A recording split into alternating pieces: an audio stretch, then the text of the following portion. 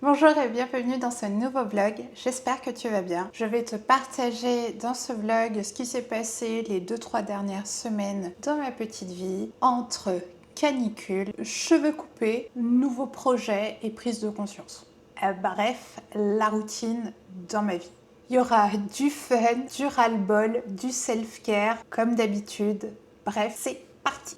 Déjà, on va commencer par le commencement, le big changement de la semaine, n'est-ce pas? Tu le vois. J'ai coupé les cheveux, je suis allée chez le coiffeur comme je te l'avais dit que je le ferais. Et j'en avais grandement envie, grandement besoin. Donc c'est fait. Et comme tu le vois, du coup, je me sens libérée et délivrée. Je peux enfin garder les cheveux détachés et les laisser un peu respirer au lieu de les avoir attachés tout le temps. Bon, les seules fois où je les attache, c'est avec une petite pince et pendant que je transpire, genre que je marche ou que je fais du sport, surtout avec la canicule qu'il y a. Mais sinon, j'ai pas du tout de mal à les laisser détacher comme je voulais. Ça s'est fait rapidement et efficacement. Je suis passée par une apprentie coiffeuse qui était embauchée dans un salon de coiffure, donc j'ai payé 10 € la presta. Écoute, j'ai jamais été déçue, c'est pas la première fois que je passe sous les ciseaux d'une apprentie coiffeuse, et franchement, si jamais t'hésites et que c'est dispo près de chez toi, fonce, parce que c'est des personnes qui sont très soucieuses de répondre à ce que tu veux vraiment, et elles vont pas se lancer dans un truc qu'elles ne savent pas faire. Elles vont pas le faire. Et de toute façon, lorsqu'elles acceptent de te faire la prestation en vue de ce que tu leur dis, elles font checker à chaque étape par une autre coiffeuse expérimentée dans le salon ou sur place avant de se lancer.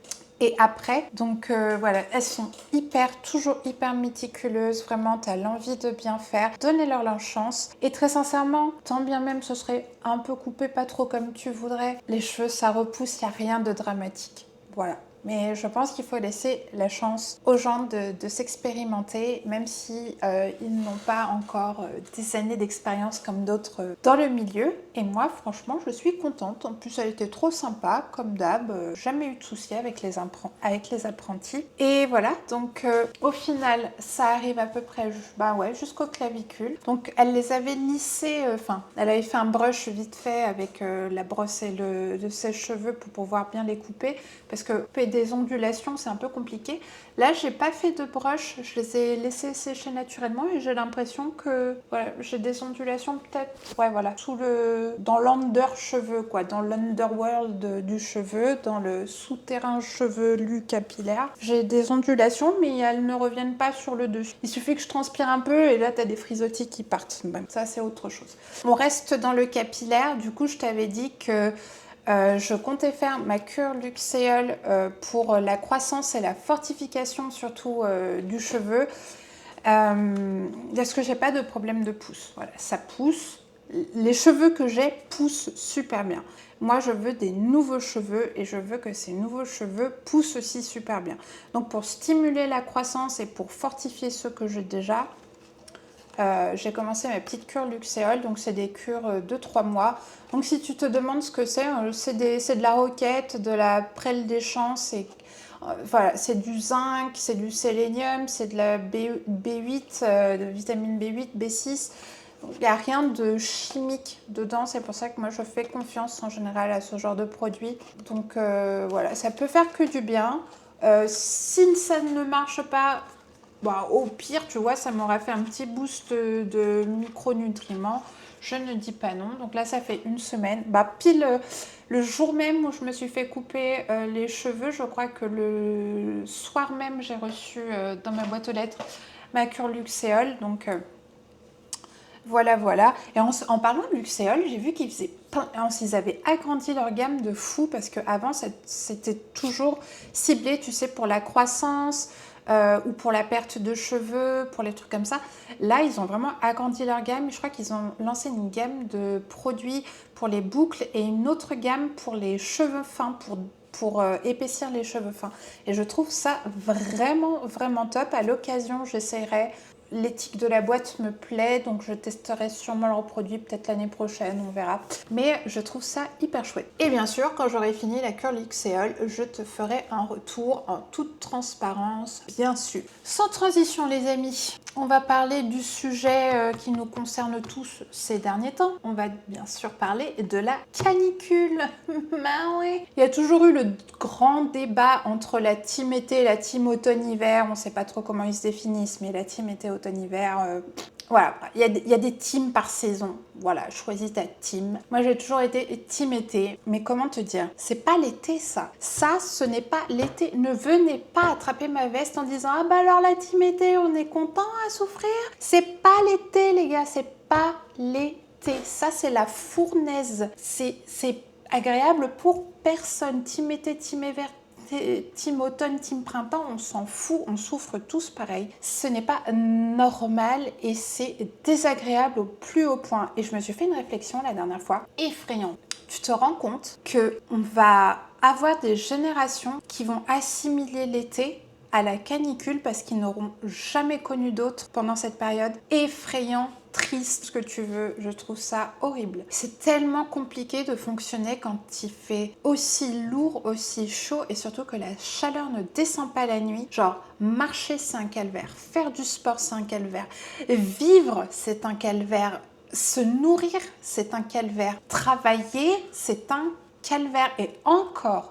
Je m'estime vraiment heureuse de pouvoir avoir le train de vie que j'ai, c'est-à-dire que mon travail, mon mouvement, tout, je peux le faire à l'intérieur de chez moi. Je ne suis pas amenée par le travail à aller dehors ou très rarement. Donc je m'estime vraiment heureuse de ne pas avoir à faire des heures de voiture ou des heures de transport pour aller d'un point A ou à un point B dans ma vie quotidienne. Voilà, c'est un calvaire et vraiment force à ceux qui travaillent et qui n'ont pas le choix en fait que de se déplacer dans cette fournaise ou de travailler sous cette fournaise. Franchement, courage de fou. Parce que du coup, vu qu'on ne peut plus fonctionner normalement, tu dois tout adapter pour pouvoir continuer à vivre malgré les températures. Donc moi, perso, ça me fait hyper chier parce que, en vrai, moi, le matin, c'est là où je suis le plus productive. C'est là où j'ai des idées, c'est là où j'ai le plus d'énergie, c'est là en général où je tourne mes vidéos. Et puis, vu qu'il fait chaud hyper vite, hyper tôt, tu dois faire ton sport sur les heures où tu es créative, marcher, faire tes courses, bref, faire les choses qui t'obligent à dépenser de l'énergie ou à être dehors, vaut mieux les faire tôt dans la journée. Et donc du coup, ça bouffe sur mon temps où moi, je suis vraiment hyper créative et bon, ça me décale et je déteste ça. La nuit, t'arrives pas à dormir parce que tu transpires, tu te réveilles toutes les 2 secondes. Je déteste ça. Je déteste ça et je déteste aussi me dire qu'il va falloir faire avec parce que ça va ne faire qu'empirer. Voilà, je suis pas pessimiste, j'essaye juste d'être objective.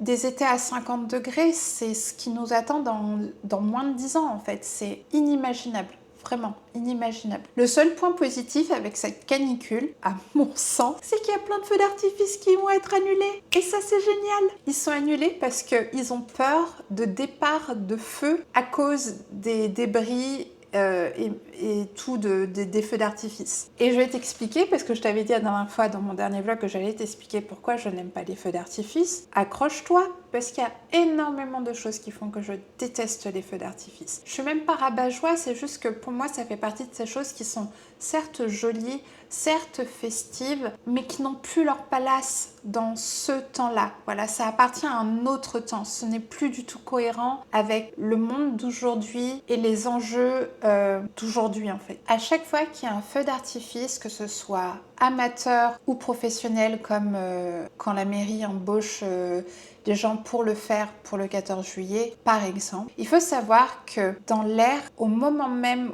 où toutes ces fusées, tous ces explosifs pètent, font leur show, dans l'air, il y a plein de pollutions qui vont rester pendant un long moment et qui vont contaminer la zone et avec le vent qui vont se répartir. On parle de polluants très toxiques, on parle de métaux lourds, on parle de choses qui peuvent aggraver les symptômes de personnes fragiles comme les personnes qui ont des allergies, les personnes asthmatiques. C'est problématique, genre ça ne devrait plus être. Je pense qu'on a assez de quoi souffrir dans notre environnement naturel, que ce soit le pollen, etc. etc. Des allergènes, on en a à plus quoi savoir en foutre. Pourquoi encore plus polluer notre air? En plus de ça, tu as tous les systèmes de feux d'artifice. Donc tu as souvent soit des systèmes plastiques, soit des systèmes carton, mais ça émet des déchets dans l'air, comme je te l'ai dit, mais aussi dans les eaux environnantes. C'est des déchets physiques, ceux-là, ce ne sont pas des déchets dans l'air, c'est tout le matériel qui sert à propulser les fusées et aussi l'emballage de ces feux d'artifice-là, qui se retrouvent souvent dans l'eau. Et contaminer l'air, c'est une chose, mais en plus contaminer l'eau qui t'entoure, bon, là c'est vraiment rajouter un petit peu trop, à mon goût. Tout le bruit et toute la lumière que ça dégage, parce que généralement c'est tiré un peu en fin de journée, voire la nuit, ça effraie et ça désoriente tous les animaux environnants, que ce soit des animaux sauvages ou des animaux domestiques. C'est un fait, je ne sais pas comment t'expliquer ça, ça crée des oiseaux qui quittent leur nid en pleine nuit et qui ne reviennent pas, ça crée des grosses masses d'oiseaux qui partent d'un coup et ça crée des collisions. L'air qui est pollué, en plus d'être effrayé, t'en as qui crèvent instantanément en fait.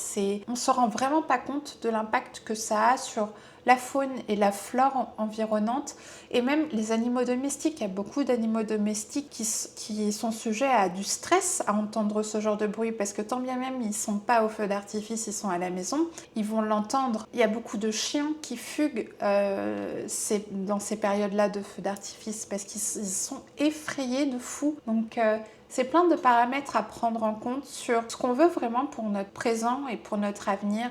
Est-ce que ça a encore vraiment sa place ? Voilà, c'est un sujet que je mets là sur la table et c'est à toi de peser le pour et le contre. Moi, je sais que ça fait déjà des années que je suis contre. Je me déplace pas le 14 juillet pour aller voir les feux d'artifice. C'était un truc pourtant auquel je prenais beaucoup plaisir avant parce que ça faisait partie... c'est d'ailleurs le seul souvenir d'enfance que j'ai avec mon père de moments agréables. Et voilà, on regardait toujours le défilé des avions dans le ciel. Les avions, tu sais, de l'armée qui passent...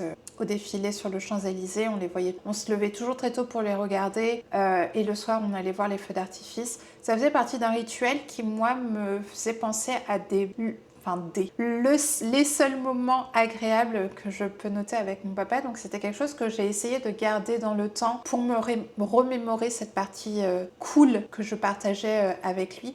Sauf que j'ai grandi depuis, je me suis un peu renseignée et voilà, j'ai pris ces choses que je viens de te dire en compte et à peser le pour et le contre. Je pense qu'à l'heure actuelle, en 2025, on a plein de villes en France qui ont eu cette intelligence d'arrêter les feux d'artifice et de plutôt faire des spectacles de drones lumineux qui sont beaucoup moins dommageants en fait pour notre faune, pour notre flore et pour notre santé à nous. Et pourquoi pas les autres en fait? Pourquoi pas les autres? Pourquoi on donne toujours des budgets astronomiques pour ces choses-là qui sont catastrophiques et alors qu'on peut faire mieux? Voilà, c'est encore un domaine où on peut faire mieux, mais on va prendre 17 ans pour pouvoir le faire et que ce soit généralisé partout et que tout le monde puisse en bénéficier, que tout le monde puisse fêter le 14 juillet et ne pas se dire oh, purée, ce que je regarde, voilà, ça va forcément avoir un impact sur ma santé, ça va forcément avoir un impact sur les animaux sauvages et tout. Ouais, ça serait cool. T'as jamais vu un spectacle de drones lumineux? Franchement, c'est incroyable. T'as aussi un autre système où c'est des lasers lumineux. Et c'est des spectacles comme ça lumineux. En fait, c'est des lasers qui sont émis du sol et qui émettent... Tu sais, un peu comme il y a derrière la Tour Eiffel. Je crois qu'il y en a derrière la Tour Eiffel. Et en fait, on peut... ça existe, tu sais, des spectacles antiques avec des trucs comme ça. Et c'est moins bruyant, ça dégage beaucoup moins de pollution. C'est un bon compromis, je trouve. Voilà. Sans transition, on va enchaîner sur un sujet dont je t'avais vite fait évoquer dans, peut-être pas mon dernier vlog, mais l'avant-dernier vlog. Je t'avais dit que Du coup, je travaillais du coup avec un organisme dont le but c'était d'aider les auto-entrepreneurs à booster leur activité. Donc j'ai eu mon premier atelier collectif le mois dernier, fin du mois dernier. J'appréhendais un peu parce que je suis introvertie. Je ne savais pas vraiment à quoi m'attendre dans cet atelier, qu'est-ce qu'on allait faire, sous quelle forme on allait le faire. Et au final, ça s'est super bien passé. Il y avait, on est combien? 3, 4, 5. On est 5 auto-entrepreneurs avec moi dedans à chaque atelier. Ce sera les mêmes toute la période où je vais être avec cet organisme. Et en fait, c'est pas tant l'atelier qui m'a intéressée, mais c'est plus les échanges au cours de l'atelier avec les autres auto-entrepreneurs. Il y a des profils, mais tellement intéressants. En fait, pour moi, ils sont tous intéressants. Tu as une prothésiste ongulaire, tu as 2 personnes qui travaillent plus dans l'artistique. Alors, une plus jeux vidéo, film, et l'autre plus côté identité d'entreprise, plus design, choses comme ça. Et tu as t'as moi et t'as le dernier, le seul garçon, c'est de ce que j'ai compris, c'est plutôt un community manager, plutôt spécialisé sur Instagram. Alors peut-être que je me trompe, mais c'est ce que j'ai compris du moins au premier atelier qu'on a fait ensemble. Et c'est hyper intéressant parce que au final, on sait très bien faire ce qu'on veut faire. Et le problème qu'on a, c'est comment se développer, comment marquer notre identité. Voilà, donc du coup, il y a beaucoup d'échanges où on se retrouve, il y a beaucoup de fils de pensée qu'on partage. Ouais, on s'est retrouvés sur pas mal de choses comme ça et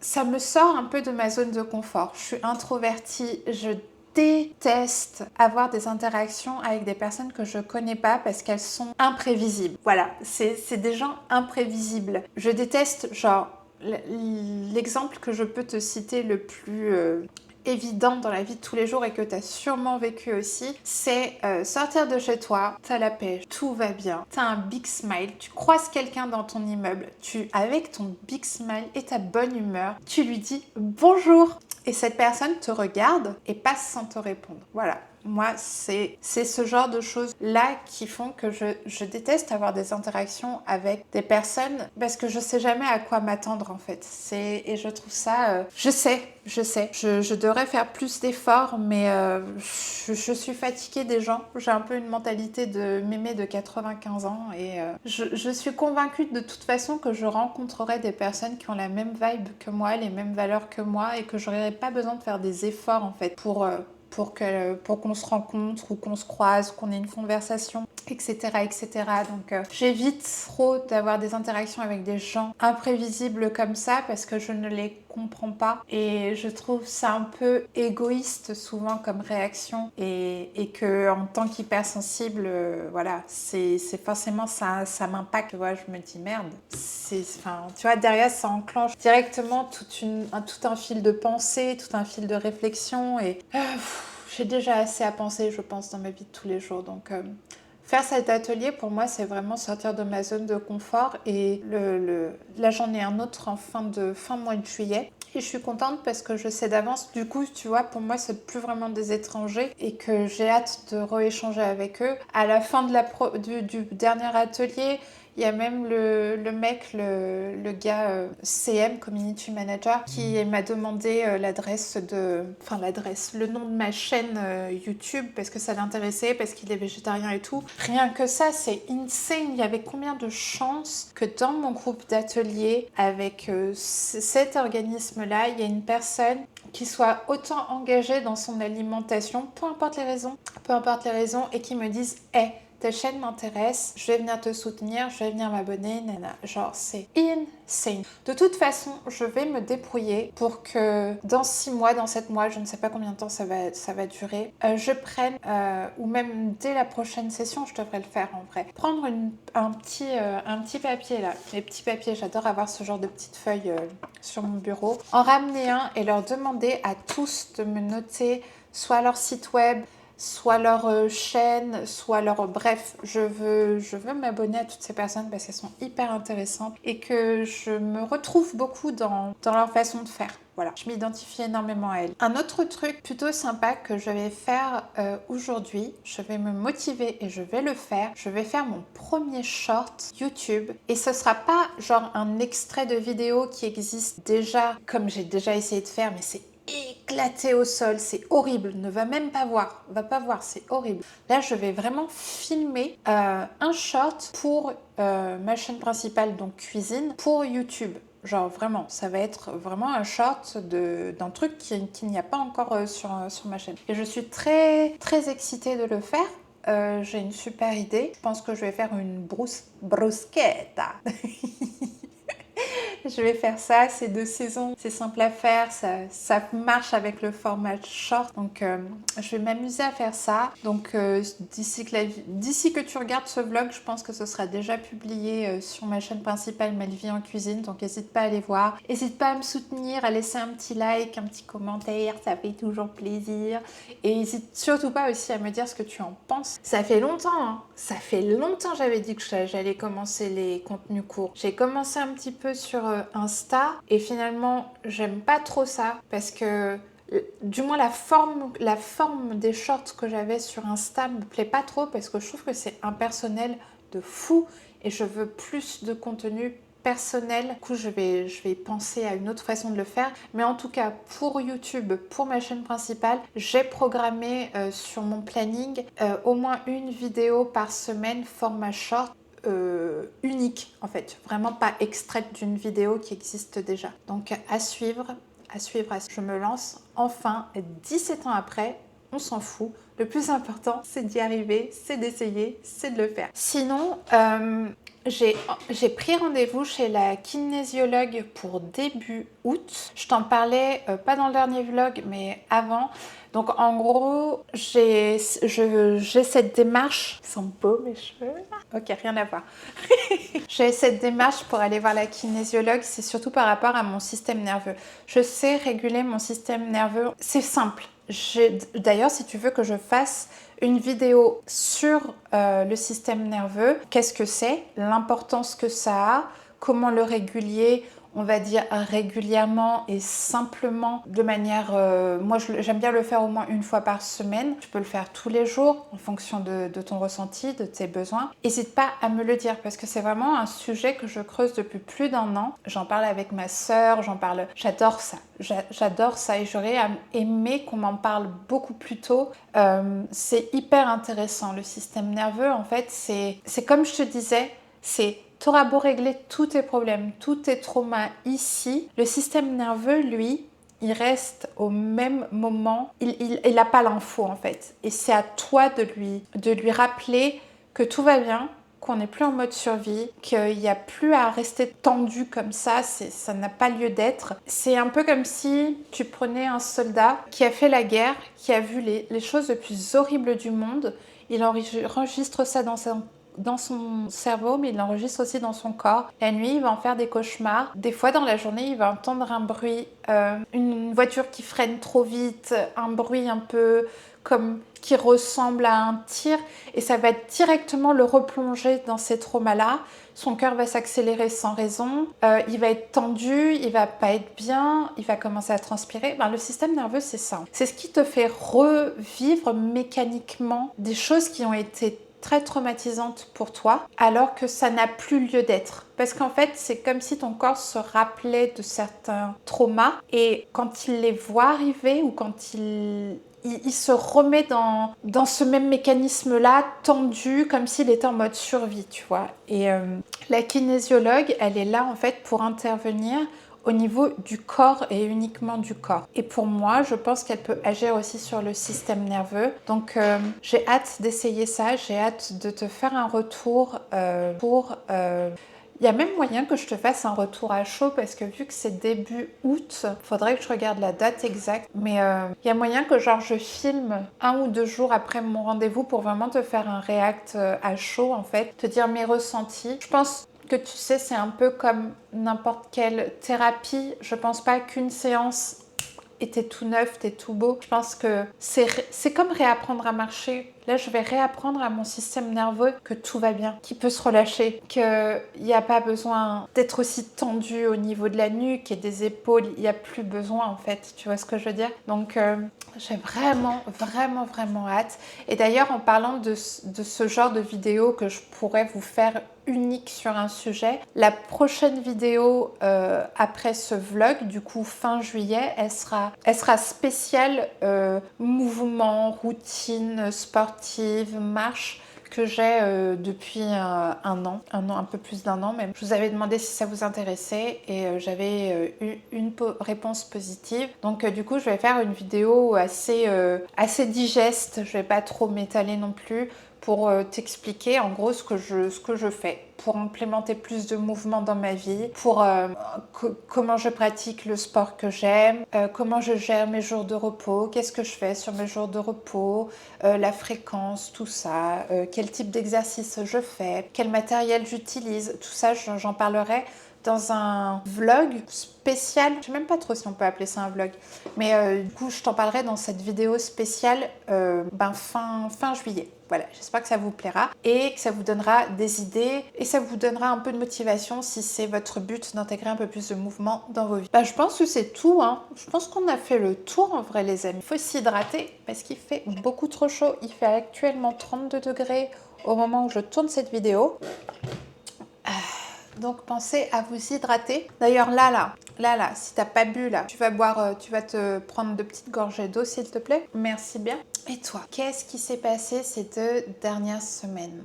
Est-ce que tu as la canicule aussi vers chez toi? Comment tu fais pour fonctionner? Est-ce que c'est compliqué ou ça va t'arriver à trouver des solutions? Comment tu t'adaptes si tu fais du sport ou que tu fais de la marche? Qu'est-ce que tu en penses de ce que j'ai dit sur les feux d'artifice? Est-ce que ça te parle? Ou est-ce que tu fais partie des gens? Et il y a tout à fait le droit, hein. Il y a de la place pour toutes les opinions sur cette planète. Est-ce que tu fais partie des gens qui préfèrent le vivre sur le moment et pas penser aux répercussions?